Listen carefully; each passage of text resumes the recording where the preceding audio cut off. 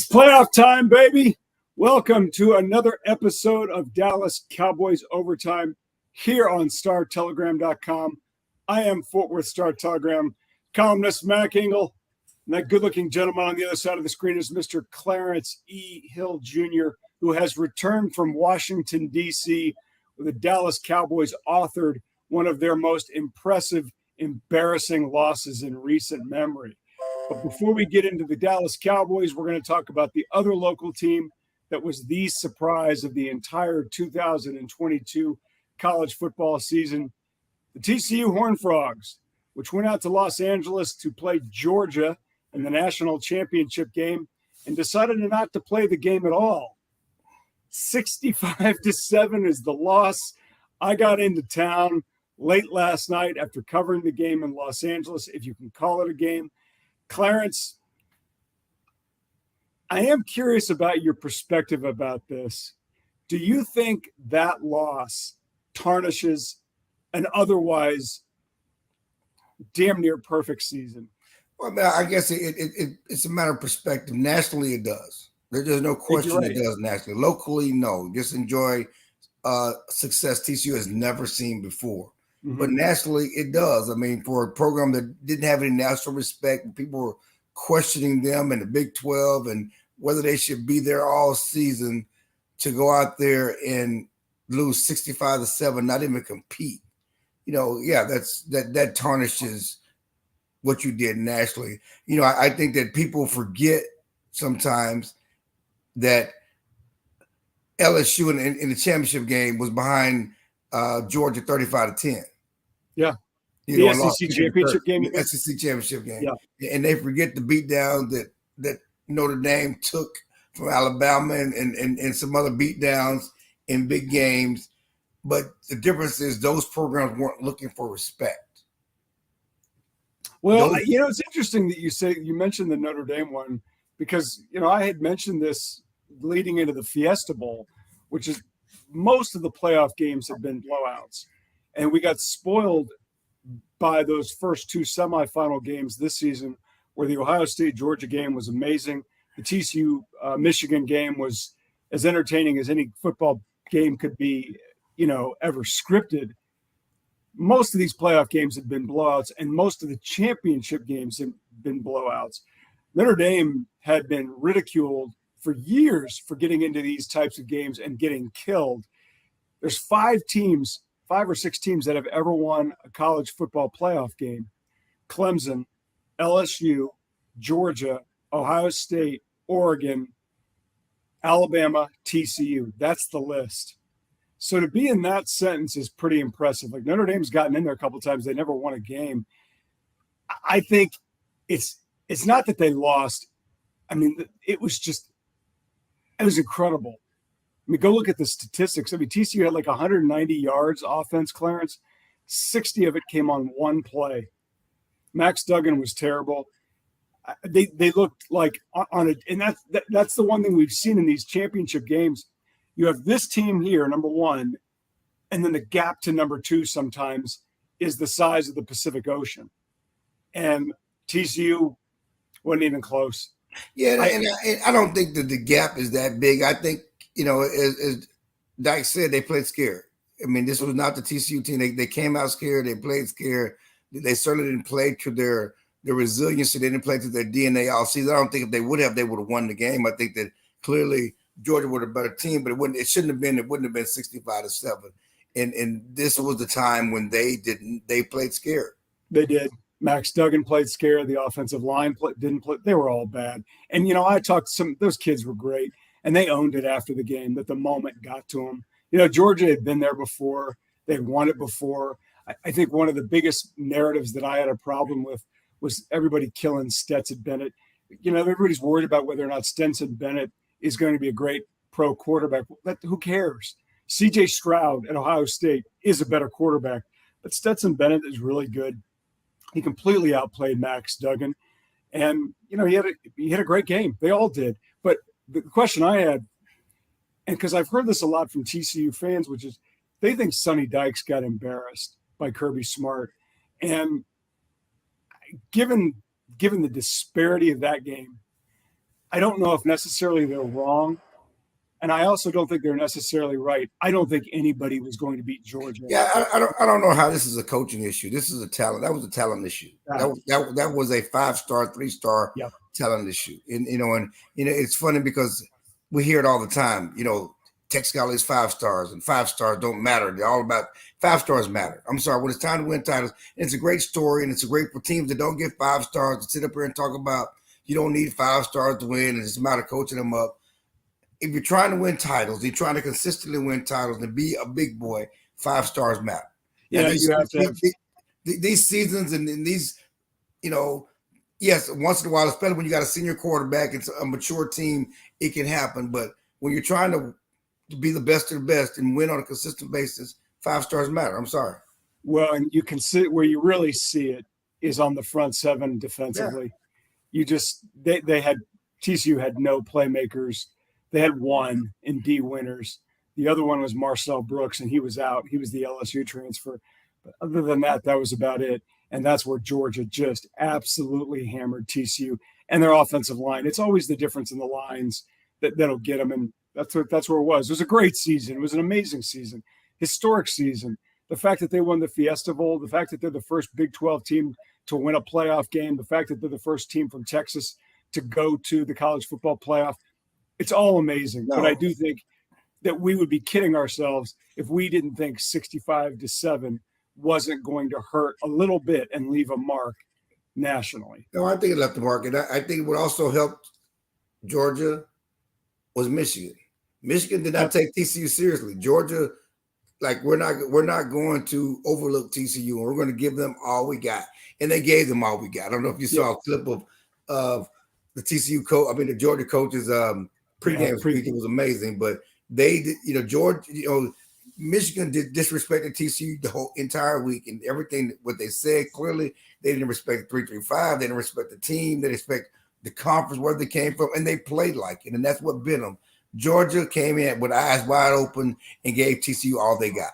Well, and I think the other thing too that really worked against TCU was the fact that Georgia was the best team.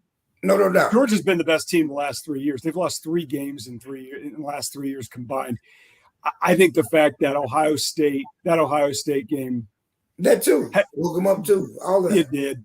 I mean, they were down 38-24 to start of the fourth quarter in the Peach Bowl. They came back and barely won it. And I know this, all the TCU people, all of them, the higher ups, they were convinced they could beat Ohio State. Once Georgia was awake, nobody was going to beat them. Okay, let's move on to another topic and to a team that we think is awake. Not entirely sure. That is the Dallas Cowboys, which for the second consecutive season have made the NFL playoffs. The seedings are set.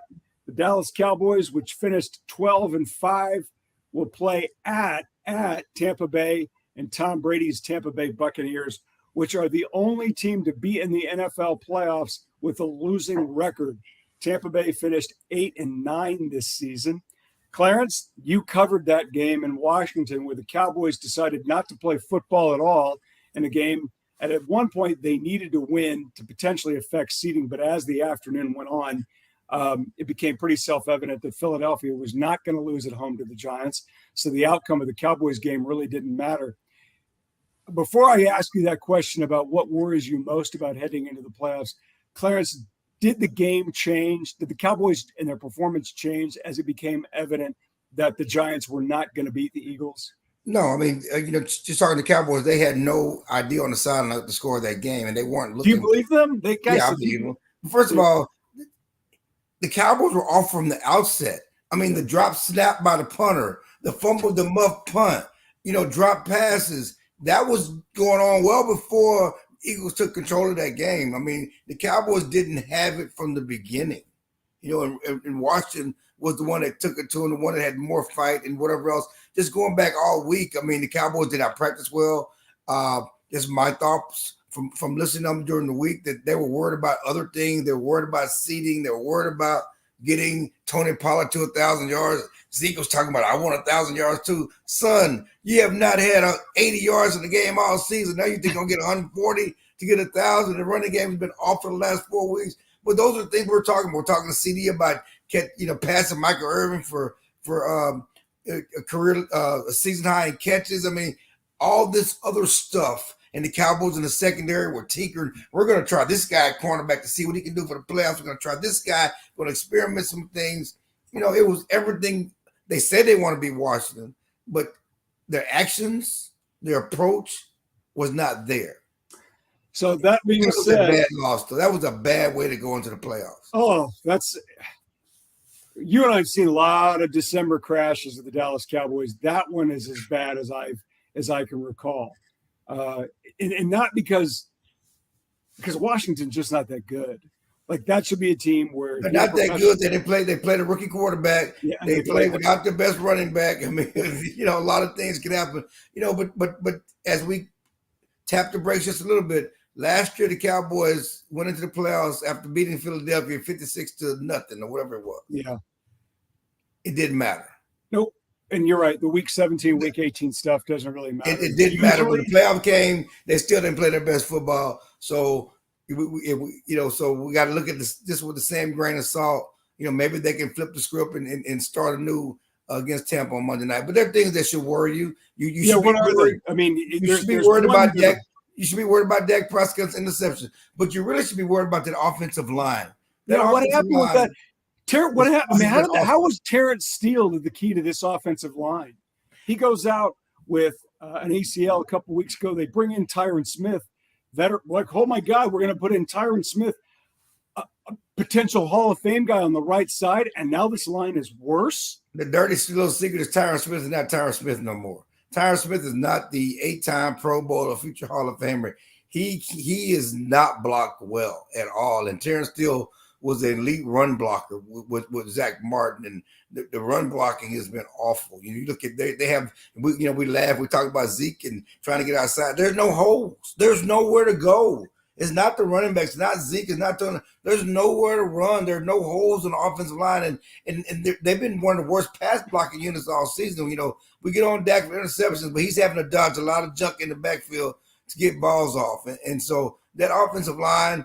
You know, it's funny because now they're like, can't wait to get Tyler Biadasz back. You know, the center was supposed to be the weak link, and now everybody's really, we missed Tyler Biadasz. You're trying to get him back. So, that's a problem. So you worry about the offensive line. Certainly you worry about Dak's interceptions, whether it's going to be a mental thing, he's pressing or whatever else. I still worry about them throwing too many balls to Noah Brown. Why are you throwing? He's a punt. He should not be an integral part of the passing game. The run defense is a problem. I was going to go with the defense. However great this defense was weeks 1 through 6, and I know it's not all Anthony Brown. You know what I mean? That's the funny thing about it. Everybody was kicking Anthony Brown's butt. Now you miss Anthony Brown. Oh, Anthony Brown, we can't replace Anthony Brown because they have not been replaced Anthony Brown. Going to come back. Leighton Vander Esch has been out the last couple of weeks with pinched nerve or whatever, and he's got a deal in his shoulder. Is he going to play against Tampa Bay? They're hoping Leighton Vander Esch and Jonathan Hankins, the defensive tackle, comes back and plays against Tampa Bay to help shore up their run defense. But that's a problem. You got to be able to stop the run in the playoffs. When you look at all these teams, they've been leaky in the run game. Everybody is running them. So those are things, you should be concerned about. And the pass rush has not gotten home. It's not gotten home on a consistent basis like it did earlier in the year. Look at Michael Parsons' stats from at the beginning of the year to the last 4 weeks of the season, and his numbers have declined. He's been beaten up. The good news is the Cowboys have an extra day, because they play on a Monday night, and that extra rest hopefully will help these guys get recharged and put that ugly loss against Washington behind them so they can get ready for this game against Tampa Bay.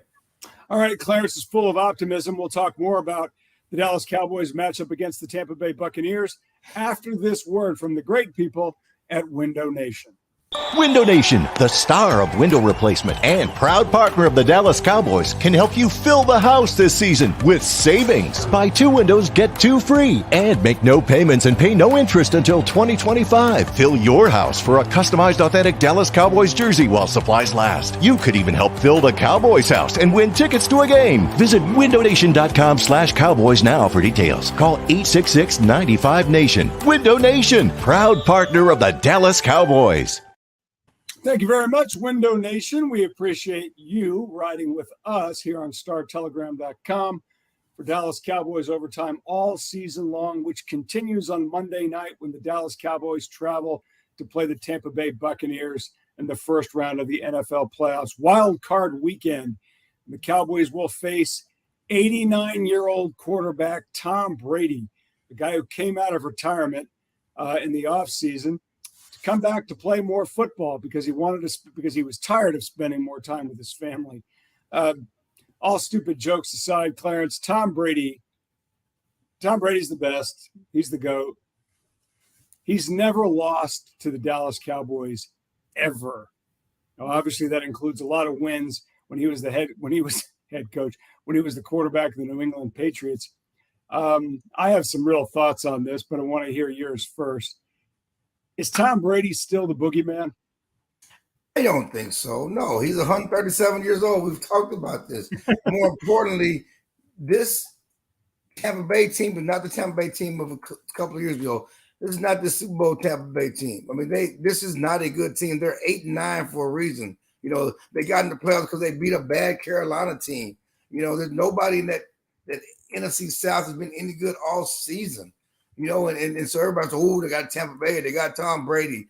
You know, if the Cowboys lose to Tom Brady in Tampa Bay, it's not because of Tom Brady's domination, not because of Tom Brady's magic. It's because the Cowboys are cowboying again. The Cowboys pee down their legs in the playoffs again. It's really more about the Cowboys because we go back to the season opener. Yes, they dominated the Cowboys 19-3, but the bulk of the season, when the Cowboys have been at their best, they've been much better than Tampa Bay and Tom Brady this season. And if the Cowboys play their best football this season, you know, play up to their potential, they should win this game easily, and they should move on to the next round. I know they won the division, a bad division, and I know he's still Tom Brady, but the minute he unretired, that was his mistake. Guys who come back from retirement, even if the retirement is 5 minutes or 5 months or 5 weeks, they're never the same.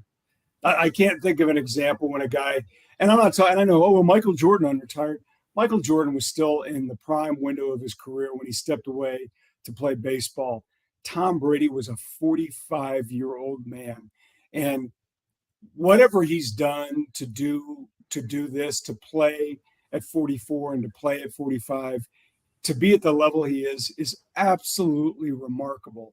And nothing will ever take away from that.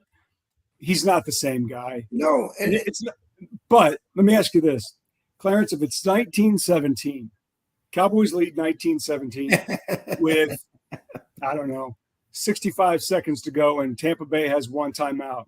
30 seconds ago, whatever. Yeah, you believe in Tom Brady then. There's no question about that. Don't let it get that close. Don't let it be a close game in the fourth quarter. Whatever you do, have more than a 3-point lead or 7-point lead when in the fourth quarter. But let's be honest, Tom Brady has the lowest yards per attempt of his career. He's dink and dunk Tom. Oh, everything's underneath.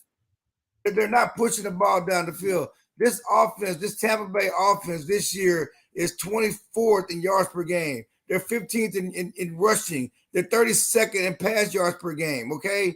This is not a special team. No, it's a team with a losing record, and the only reason they're in is because of the expanded division and the expanded playoff format. It's a 17. Yes, field. I mean, That's so the reason they're in. Yeah, I mean, yeah, you don't want it to be close. You don't, because then doubt creeps in your mind. And again, to me, it's all about the Cowboys. It's not about how good Tampa Bay is. Is what team's going to show up and what's the mentality of the Cowboys. One of the biggest crimes last year was when they went into the playoffs, and Mike McCarthy told us after the playoff game that his team was scared. His team was nervous before the 49ers game. They cannot be nervous. But you know, you cannot. You cannot. Clarence, you mentioned TCU being nervous going into that championship game against Georgia. Clearly, the moment got to him. Is the weight of all of these past playoff performances and so many losses, do you think that weighs on this team? I think it's got at least a little bit. I think it does, even though they say that wasn't us. That's all everyone talks about. That's all people talk. They haven't won, and you know, Mike McCarthy and that. Well, we haven't. You know, this team has nothing to do with Tom Brady's 7-0 record.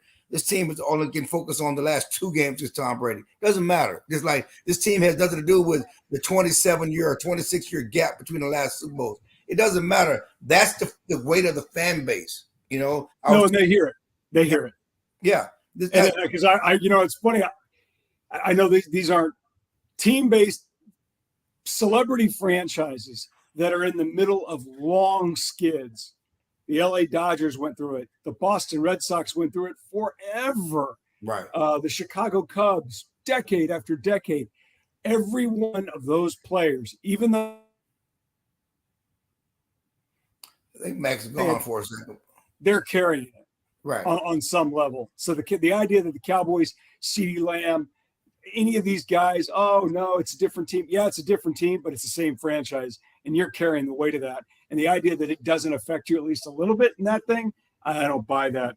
You mentioned Mike McCarthy. It's worth mentioning, even though the Dallas Cowboys for 2 consecutive years have made the playoffs, have had double-digit win seasons for the first time since forever.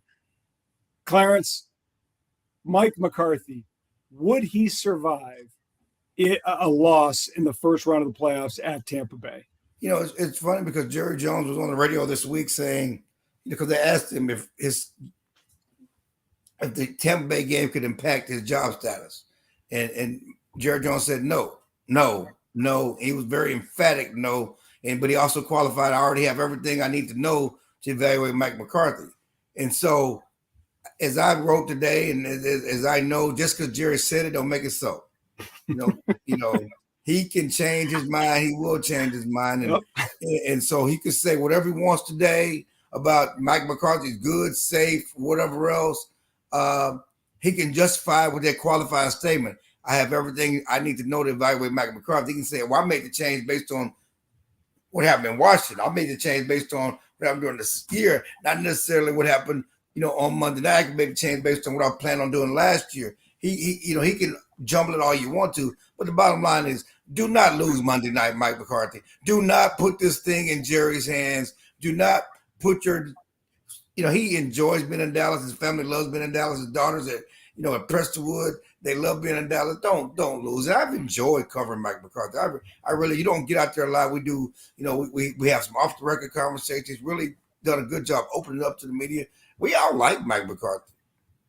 Clarence, Stephen Jones said in the offseason on the radio that really to evaluate all of this, it's about what you do in the postseason. Because, and we've talked about it here on Cowboys Overtime, the Cowboys, for all the criticism that they received, the last 10, 12 years, however long it's been, they've been pretty good. They really have. They've played relevant football. They've played a lot of significant games well deep into December consistently. I think they have like the 8th best winning percentage in the NFL since like 2012. I'm kind of around these numbers, but you get the idea. They've been pretty good. Jason Garrett was pretty good. Mike McCarthy has been pretty good. They just haven't gone on any kind of run in January into February. That's the only thing they haven't done. And that's what Stephen Jones was alluding to when he was asked about it in the offseason when it comes to evaluating Mike McCarthy. Can we do that? And if you do that, then everything's fine. What gives you hope that they can go on a run this time and maybe win 2 playoff games for the first time since, I don't know, Kennedy was in office? Hope. If you need hope, go to church, okay? Pray for these Cowboys. Give it the plate. Pray for these Cowboys, okay? Give it the plate. Give it the plate. Pray for the Cowboys. So right now you're basing your 2022 Dallas Cowboys Super Bowl chances on prayer. No, the problem is that, which I wrote, you can't trust them. How do you trust them? That this year should be different. They're in the playoffs in back-to-back years for the first time since 06, 07. They're back-to-back years under the same coach with the same offense, the same defense for the first time since 1998-99. They got 12 wins in back-to-back seasons for the first time since 1994, 1995. The one way that McCarthy talked about being better in the playoffs is getting there. So it's not new. In the past, Yeah. you're in the playoffs, you're out the playoffs, you're in the playoffs, you're out the playoffs. So you should be more comfortable. You have that motivation of last year's bitter loss to motivate you. You've been a better team. We talk about the Washington game, and 17 games over one game. Okay, the 17 game season, you're 12-5. That you had one horrible game against Washington. Everything on paper says you should be able to take the next step against the Tampa Bay team. This should be a different year, at least as far as that first round, that wild card game. You're not going to be one and done. The only issue is you, the Cowboys. Will you cowboy it up again? Will you somehow pee down your leg again when it's time to play? I wrote it last year, and I really believed it, that before they played San Francisco, which was the worst team they could have played in that first round playoff game, I really thought it was going to be different because I thought the Cowboys had the pass rush. They didn't. San Francisco did, and they got them. I have this horrible feeling that I'm going to fall for it again. I've covered this team. I've been around this team for a long time, not as long as you, but a long time. And I can hear myself doing it again. I'm like, okay, they can beat Tampa. They're going to beat Tampa because Tampa Bay is just not very good. And the Cowboys are going to get them. And then they're going to go to Philly, and they're going to get Philly, even though Philly's the 1 seed and coming off the bye. I'm doing it to myself again. And I'm like, they're going to do it. Then they'll get to the championship game and lose. And I'm doing it to myself again. Are you? I'm doing it. They're going to be Tampa. That's all I got. I got nothing. I got nothing beyond Tampa. It's time. It's time to end the Tom Brady dominance. But again, will I bet money on it? No. No. And again, it's not because they can't. It's because I don't know if they will, because the Washington game is out of the blue. That makes how they played against Washington is out of the blue. How they played last year against San Francisco, just out of the blue. It just makes no sense that they get in these moments and then they lay an egg. And so I have no confidence. I have no hope. They can do it. Will they do it? That remains to be seen. We'll find out Monday night. All right, last thing. The Super Bowl obviously is still many weeks away. 14 teams are in the NFL playoffs. What team do you like to win it? Ooh, to win it. I'm going to go with the Chiefs. I think that's a safe bet. Cincinnati would if wins go. I like Cincinnati. Your boy Joe Burrow, I like them getting back. So Cincinnati would have to beat Kansas City in the divisional round in Kansas City. And Cincinnati has defeated Kansas City 3 straight times. I cannot see Cincinnati beating the Chiefs 4 straight times. Now, whatever voodoo they've had on Patrick Mahomes, they've had it. And you're right, they were playing pretty well. I have said it from the start of the season, so I'll ride with it. I really like the Bills. I'm really a Josh Allen guy. Obviously, love Joe Burrow. But if I had to pick one, if I had to put $5 on a team, because I can't go to 10, I would go with Buffalo. All right, Clarence, this has been fun. I look forward to your coverage on all things Dallas Cowboys, specifically one Monday night when the Cowboys play Tom Brady and the Buccaneers in the NFL's last playoff game and wild card weekend. And if the Cowboys do win, which they should, they would go on to play Philadelphia next week in the divisional round. Fly safe. For all of your Dallas Cowboys coverage needs, be sure to check us out on startelegram.com. He's Clarence Hill. I'm Mac Engel. We'll talk to you next week.